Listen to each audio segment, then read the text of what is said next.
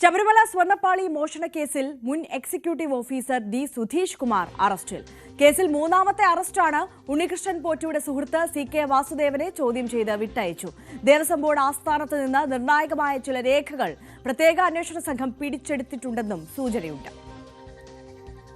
Dan Kurian കൂടുതൽ വിവരങ്ങളുമായി നമുക്കൊപ്പം ചേരുകയാണ്. ഡാൻ, ഉദ്യോഗസ്ഥ തലത്തിലെ രണ്ടാമത്തെ അറസ്റ്റാണ്, സ്വർണ്ണമോഷണത്തിലെ മൂന്നാമത്തെ അറസ്റ്റും. ഈ കേസിൽ ഇപ്പോൾ അറസ്റ്റിലായിട്ടുള്ള ഈ സുധീഷിന്റെ റോളിനെ കുറിച്ച് എന്താണ് അന്വേഷണ സംഘം പറയുന്നത്?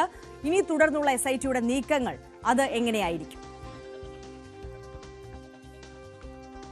ശബരിമല സ്വർണ്ണക്കൊള്ളയുമായി ബന്ധപ്പെട്ട് പ്രത്യേക അന്വേഷണ സംഘം കഴിഞ്ഞ ദിവസം ദേവസ്വം ബോർഡ് ആസ്ഥാനത്ത് നിന്ന് ചില നിർണായകമായ രേഖകൾ പിടിച്ചെടുത്തിരുന്നു. അതിന് പിന്നാലെയാണ് ഉണ്ണികൃഷ്ണൻ പോറ്റിയുടെ സുഹൃത്തായ CK വാസുദേവനെ ചോദ്യം ചെയ്യലിനായി ഈഞ്ചക്കലിലെ ക്രൈംബ്രാഞ്ച് ഓഫീസിലേക്ക് വിളിച്ചു വരുത്തിയത്.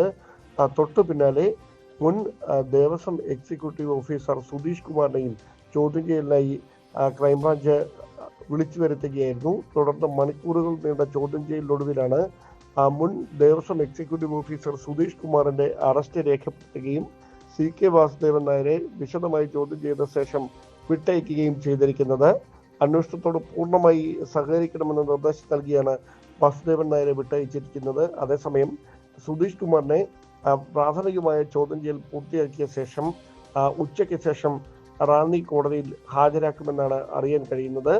അങ്ങനെയെങ്കിൽ ഈ കേസുമായി ബന്ധപ്പെട്ട് മൂന്നാമത്തെ അറസ്റ്റിലേക്കാണ് അന്വേഷണ സംഘം കടന്നിരിക്കുന്നത്. അതിൽ ദേവസ്വം ബോർഡിൽ നിന്നുള്ള രണ്ടാമത്തെ ഉദ്യോഗസ്ഥനാണ് ഇപ്പോൾ അറസ്റ്റിലാകുന്നത്. അന്വേഷണത്തിന്റെ കാലാവധി 6 ആഴ്ച ആണ് ആകെയുള്ളത്. അതിനിടെ കൂടുതൽ ദേവസ്വം ബോർഡ് ജീവനക്കാർ ഈ കേസുമായി ബന്ധപ്പെട്ട് അറസ്റ്റിലായേക്കുമെന്നുള്ള സൂചനകളാണ് ഇപ്പോൾ പുറത്തു വരുന്നത്.